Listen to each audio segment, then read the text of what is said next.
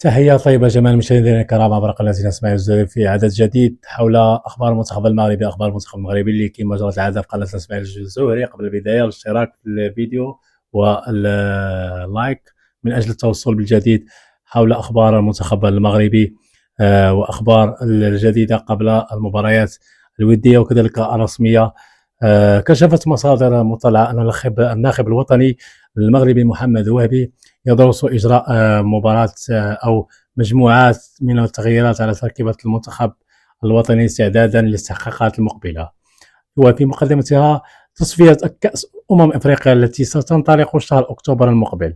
وحسب المعطيات المتداولة فإن وهبي يتجه إلى منح الفرصة لعدة من الأسماء الشابة التي تألقت خلال الفترة الأخيرة، من بينها عثمان معمة وياسر زابيري. ياسر زابيري اللاعب اللي انتقل الراسينغ سانتاندير الإسباني العائد حديثا إلى دوري الدرجة الأولى لا ليغا الإسباني، وكذلك سفيان بجديدة في إطار سياسة تجديد الصفوف وتعزيز التنافسية داخل المجموعة الوطنية. وفي المقابل تشير المصادر نفسها إلى إمكانية غياب بعض العناصر اللي شفناها في كأس العالم الأخيرة بأمريكا وكندا المكسيك من قبل أيوب الكعبي. سفيان رحيمي في انتظار الإعلان الرسمي عن اللائحة النهائية من طرف الطاقم التقني للمنتخب المغربي. كما يشير أن محمد وهبي أبدى اهتماما خاصا بمركز حراسة المرمى، حيث يدرس استدعاء حارس شاب للانضمام إلى صفوف الأسود تحسبا للمرحلة المقبلة في ظل تقدم منير المحمدي في السن واقتراب ياسين بونو من نهاية مشواره الدولي، ما يفرض البحث عن خلفيات قادرة على حمل القميص الوطني مستقبلا.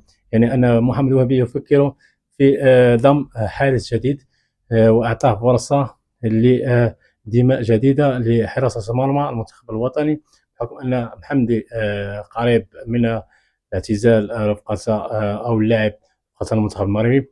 الحارس كبر في السن، وكذلك بونو كبر في السن سنوات قليلة، وغادي نشوفوا اعتزال هذا العملاقين اللي عطاو الكثير لحراسة المرمى المنتخب المغربي سيرتو دار أحسن كارير رفقة المنتخب المغربي، وكذلك رفقة الفرق اللي لعب لها الإشبيلية وكذلك الهلال والوداد، لعب فرق عالمية، جيرونا كذلك اللاعب أو حارس اللي أعطى الإضافة الكثيرة للمنتخب المغربي وإضافة كبيرة للفرق اللي زاول فيها ياسين بونو. توفيق للحارسين إن شاء الله، وكذلك الحارس الشاب اللي غادي يتم استدعائه رفقة الأسود مستقبلا.